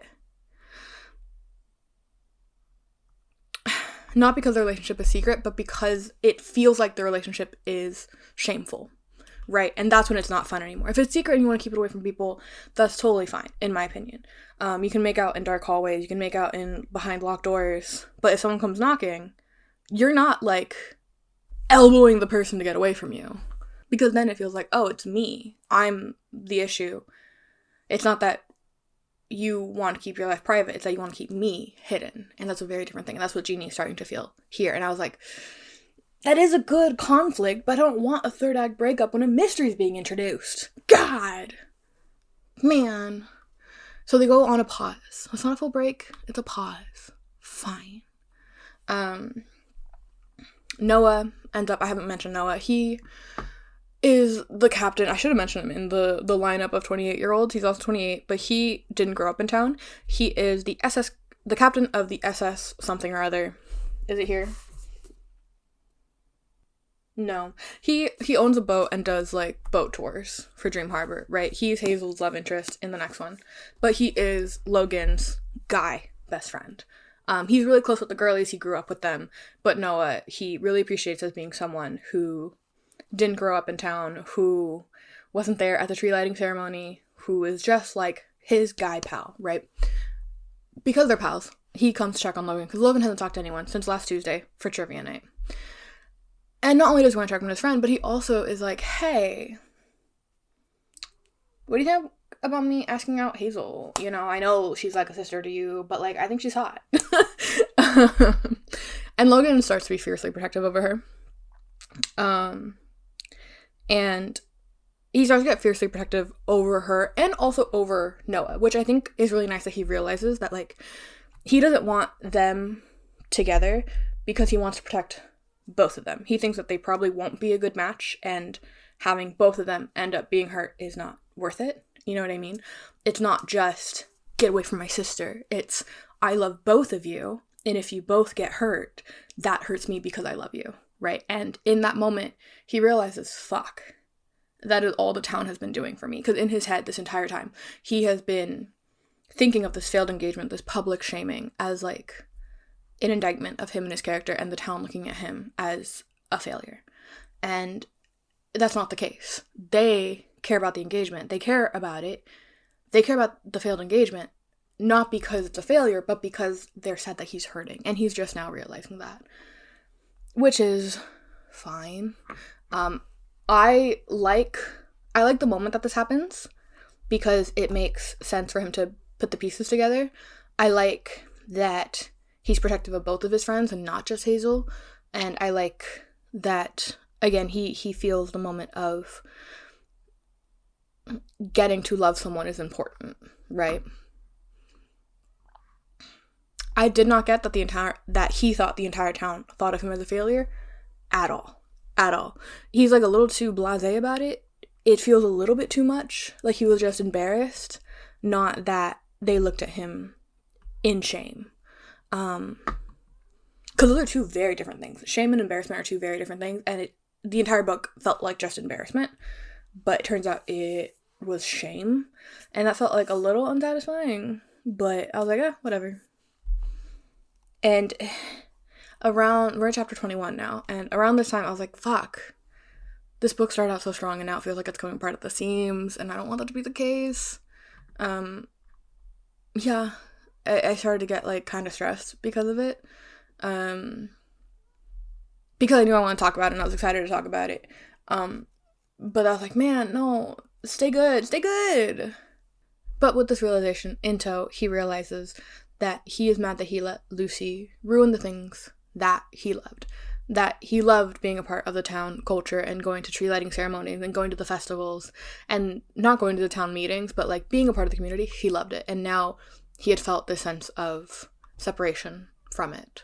The sense of embarrassment to go to these places, to go into town to get a coffee. He felt the sense of embarrassment that people were looking at him.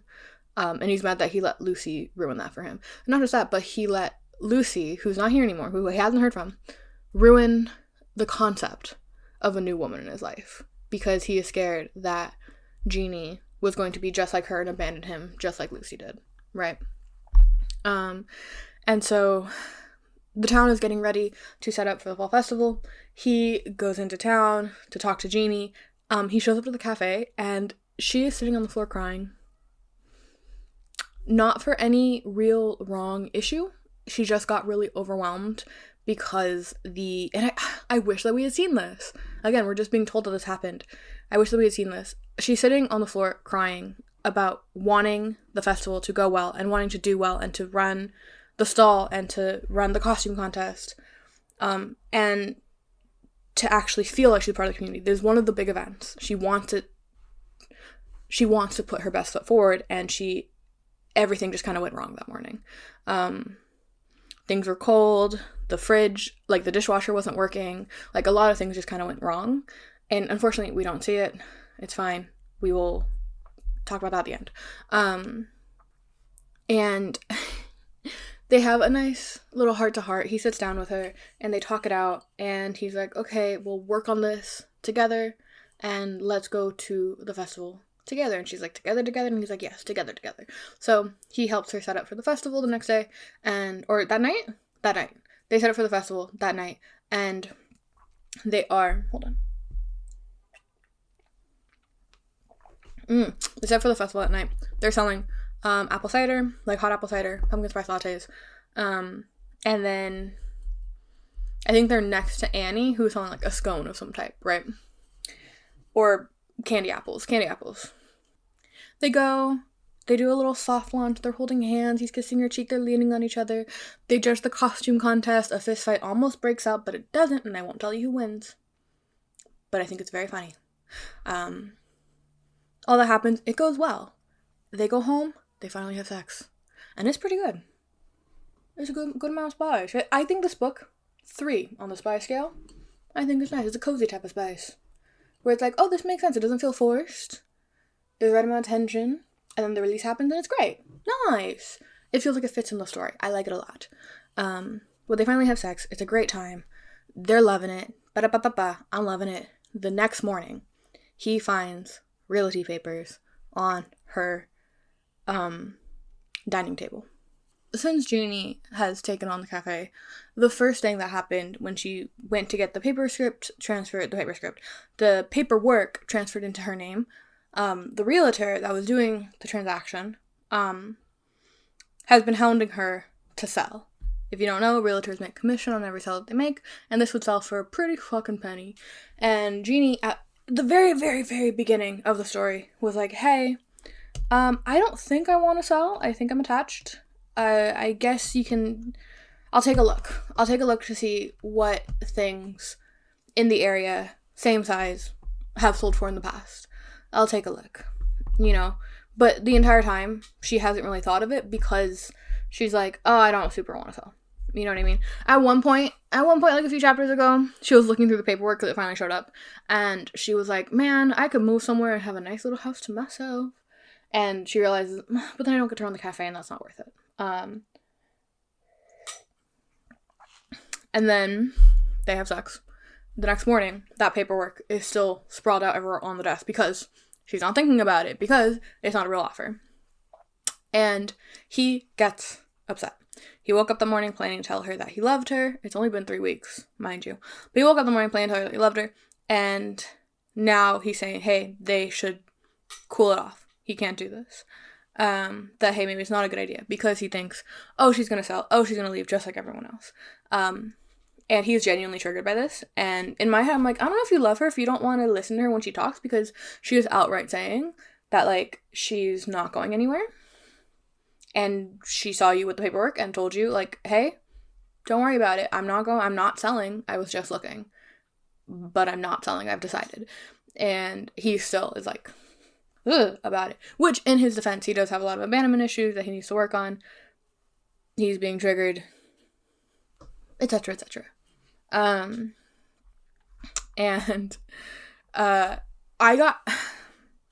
then, of course, the next morning, Jeannie goes downstairs to find Norman messing with the thermostats after she had set it 3 times.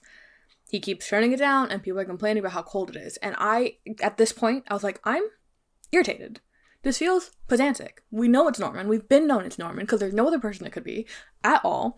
Because who the fuck is Joe?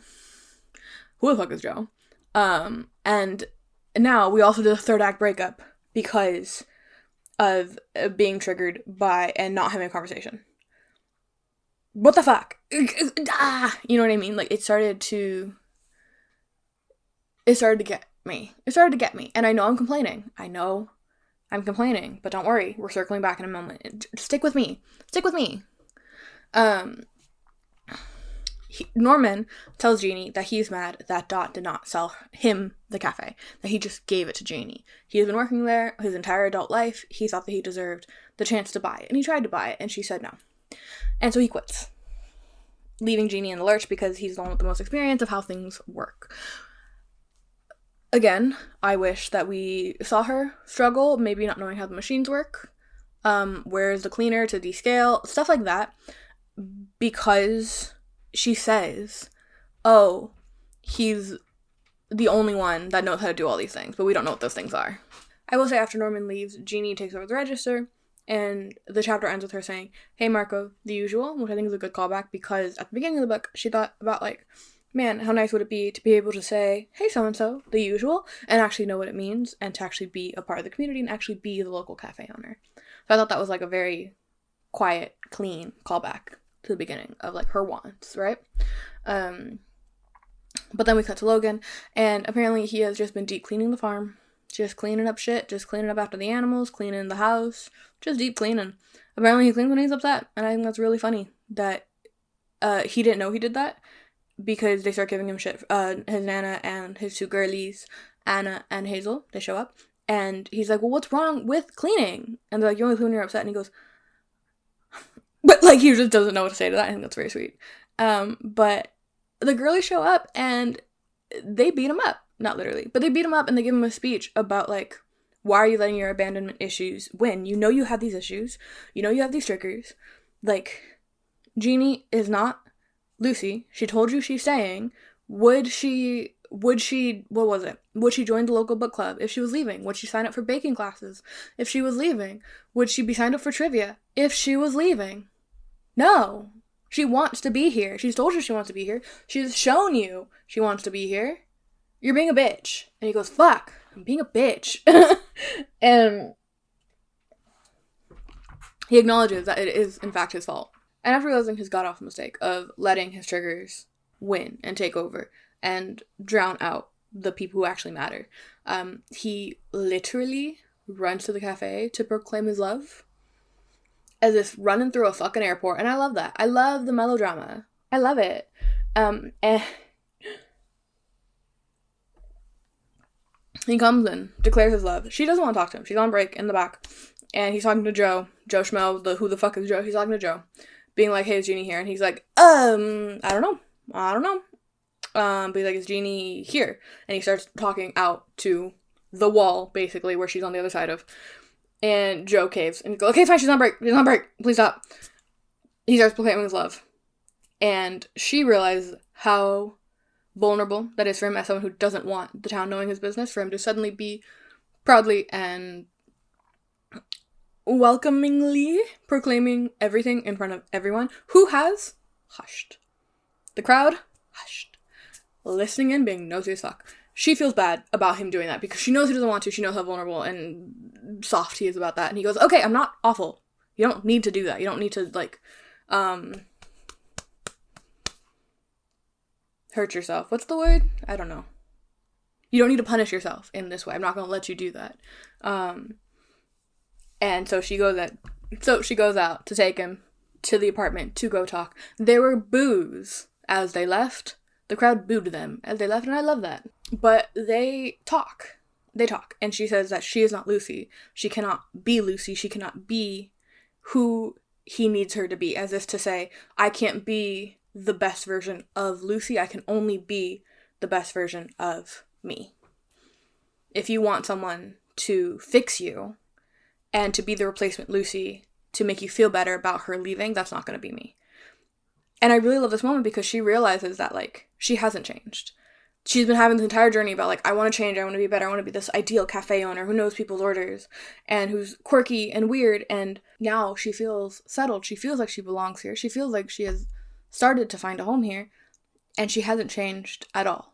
And that's a good thing. She has just become more of who she is, and in being that, in being more of her, she has made friends and found the community that she has been looking for. And I love that. I love that. That friendship was the answer.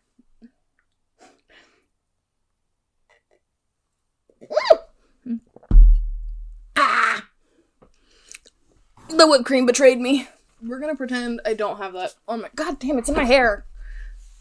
Man. My hair's gonna smell great, but it's gonna be sticky, and I just washed it. We're gonna pretend I don't have that on my shirt. Thank you so much. What was I saying? I lost my train of thought. Anyway, she's come to terms that she has her own issues, that everyone has their own issues, but she loves being herself, and she feels settled in being herself, and she feels like she has started to find a home here, and that's great, and I love that. I love that the journey was self-discovery all along. A little ironic given that, Logan has talked about how Lucy treated him and his town and the people there as her own eat, pray, love journey, as in this faux stepping into someone and stepping into a place, taking on their culture and their identity to be completely self-serving in the appropriation way, not the appreciation way. And I love that he doesn't mean it literally, but that really is the only best way to describe it, is if you're treating this place like it is props for your own self-betterment, and the people there who live there and who care about you, Logan being the one who loved Lucy, she treated him as a prop to make herself feel better, right? So, a little ironic that Jeannie did find herself in Dream Harbor. I guess the only difference is the appreciation versus appropriation conversation. She genuinely does love it there, but I do think it's very funny. Even with her own issues, he still wants her to stay, and he goes, if you love it here, if you feel like you belong here, then I want you to stay. I want you to stay. I want you to be with me. And they're in WAB. And they're upstairs in the apartment, right? He, in his own journey of self-betterment, decides, hey, maybe it is everyone's business. He scoops her up, takes her downstairs, and proclaims his love to everyone in the cafe. To which Noah says, not everything is about you. You weirdo, stop. Put her down. God. And I love that. That was probably the best response that could have happened. It was really funny. Literally, no one cared. No one cared, and that's how it should be, personally. They were upset that they didn't get to hear the hot goss straight out the mouth, so they said, alright, cool. He also, does he carry her out the front or out the back? He carries her away for them to go have, like, sex. And he says, Noah, like, can you take over for Jeannie? And Noah hops over the counter and takes over, and I'm like, that's just not how jobs work. That's just not how jobs work. Norman doesn't work here anymore. Who else is going to be in charge? Who's going to make sure that lunch breaks are taken on time? Who's going to make sure that the deposit is balanced out correctly? Who's going to audit the register? Who's going to make sure that things are thrown away in a timely manner? FIFO. Noah doesn't know how to do that. He's a fisherman. I guess the other two, but we barely know them. But I literally wrote, that's not how jobs work. Because that's not how jobs work. But no, he carries her away. Prince Charming carries her away. And now they're just having sex. All of chapter 31. Not important, but again, I am me. I am who I am. And the same way that I'm like, that's not how jobs work, Noah, you're not trained to touch anything behind the register, and you don't have a food handler's license. The same part of me that is thinking that in their little fuckfest, she mentions that she went back on the pill, and I started doing math in my head, and I'm like, I don't think you would be safe to have unprotected sex at this point, because the majority of the book takes place over a month, and you guys had sex not too long ago. So I was sitting there trying to do math. I couldn't actually do the math perfectly, because I wasn't going to write it down, but if I have to think about that, so do you. This is how I ingest books. Love me as I am, okay?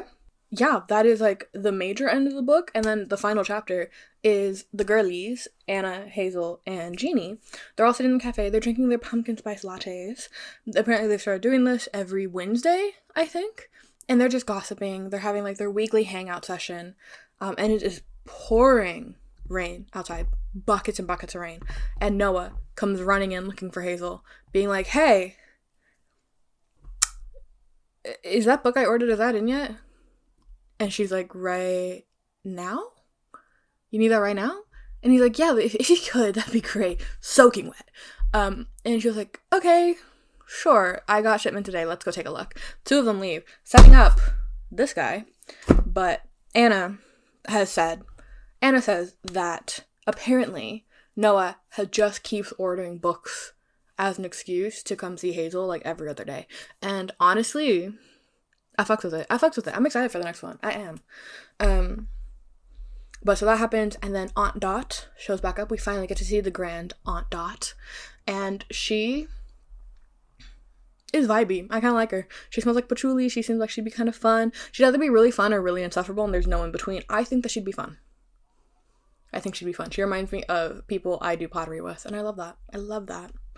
But she comes in, she cuts her vacation short, barges in, sweeps Jeannie up in a hug, saying that, like, it suits her, and Jeannie admits, like, no, I feel settled, like, I feel like I belong here. And she's like, what are you doing here? And Aunt Dot is like, I called him. He's coming here, and we're gonna talk. And Jeannie's like, not necessary. And she goes, nope, we are doing it. It is so important to me. And she's like, okay, cool, I guess. And so they sit, Norman shows up, and Norman is like, I'm so sorry, I was just upset, my actions are unforgivable. And Jeannie's like, you're forgiven, it's fine. Okay, like, what are you doing here? Because he messed with the broken glass and the dishwasher that he messed with. She's like, I took it out of your paycheck, don't even worry about it, we're done, we're cool. But no, Aunt Dot and Norman are having their grand proclamation of love. Norman admits that he has feelings for Dot, and he was upset that not only would she not sell the cafe to him, the place that they work together their entire adult lives, but that she would leave to begin with. And she said the reason why she didn't sell the cafe to him is because part of her hoped that he would want to come with her. And he's like, how would I know if you never told me? And she was like, well, how would I know that you loved me and wanted me to stay if you never told me? And Jeannie and Logan has shown up at this point. Anna has left. Logan has shown up. And they're kind of just sitting there like this, like, we're gonna let them have their moment. We had our moment, now it's their turn. We're gonna go upstairs. Bye. And they just proclaim their love in the cafe, and then they start making out as Jeannie and Logan scamper away. I do love Jeannie realizes that she's become one of the town folk when she's like, no, I want to listen. I need to know what happened. And Logan's like, no, we're leaving. I love that. Me. And yeah, and then we have the epilogue where they host a move-in party. All of the 28-year-olds that we have met come and they help Jeannie move in, get rid of all the boxes because it would take her months to move in because she's done like half a box at a time at this point. So everyone comes in, everyone's settled. Noah and Hazel are flirting. They're talking about it. We learn that Logan's in therapy, and Jeannie is like, oh, I'm so happy I have friends, and I'm happy that I live here now. Yay for me. And I'm like, yay for you, Jeannie. And that's it. That's the book. This is the wrong book. I don't know where the book is. It's gone forever. But that's the book, and it's fun. It's a fun, vibey time. It's cozy. It's nice. And I know I had a lot of complaints. About, like, telling, not showing, about a lot of the characters being too many of the characters all kind of sounding the same, and like the construction not being great. I know that. You know that. You were here. And even then, I'm still like, I'm excited to read the next one. And I think the reason why is because of that Hallmark movie quality, that cozy vibe, that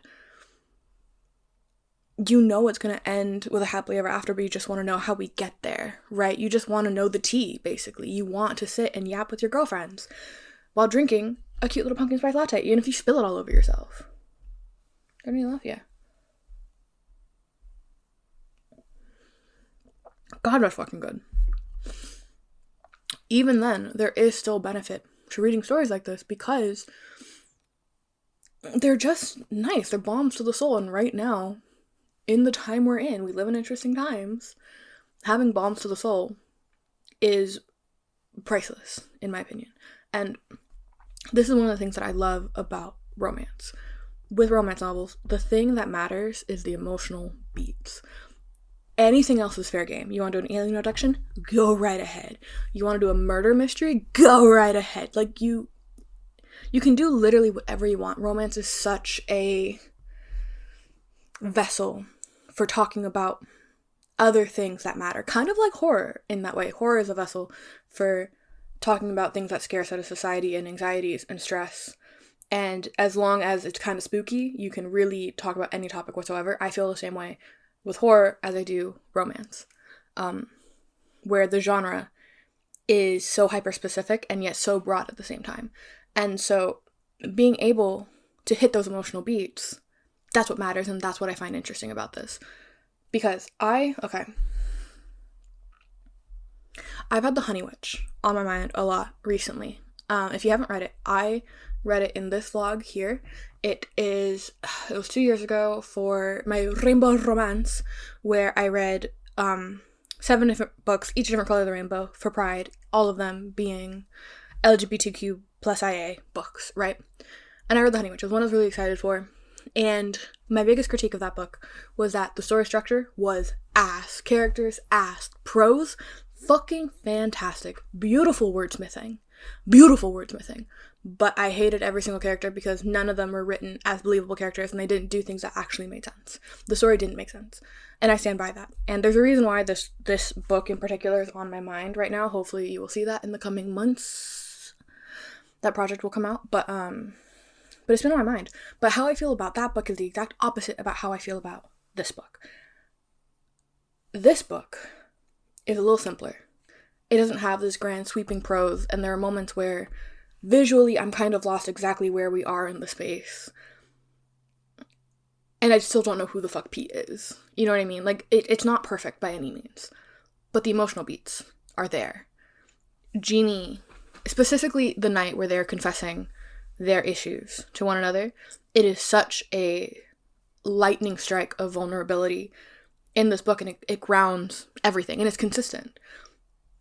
Logan has abandonment issues the entire time. He is constantly anxious and scared of Jeannie leaving, of being perceived wrong as a failure, right? Of people not liking him and thus severing those relationships. He's terrified of that the entire time, and it is a constant, clear motivation. Jeannie being scared of wasting her life away, of not being the most ideal version of herself, of being lonely, is her clear motivator the entire time. And that lightning strike moment and those reasons that are so vulnerable are very real. And that's a little bit harder to teach than grand sweeping prose. And so, because of that, this author, I feel, while not the most technically skilled or the most perfect, or even the most, like, tight with the story, this is me stitching up seams, by the way, while they're not the most tight with the story, they have the heart. And that's what matters, and that's what makes these books so fun to read. It's popcorn books, or it's a nice cozy drink book, you know? Like, that's the vibe, and it delivered on that well, in my opinion. I think if I wasn't taking notes, I would have enjoyed this significantly more. The score on Goodreads and Amazon and